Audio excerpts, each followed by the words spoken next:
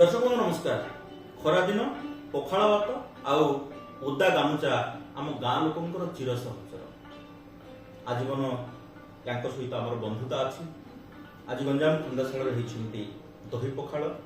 दही पखाड़ पड़ती पुदीना पत्र कंचामर्च आउ बहलिया दही चंपियन मार्का दही कांथरे मारिदेले लाखिगिरी रही लुण द्रवीभूत हो सारी बढ़िया पखाड़।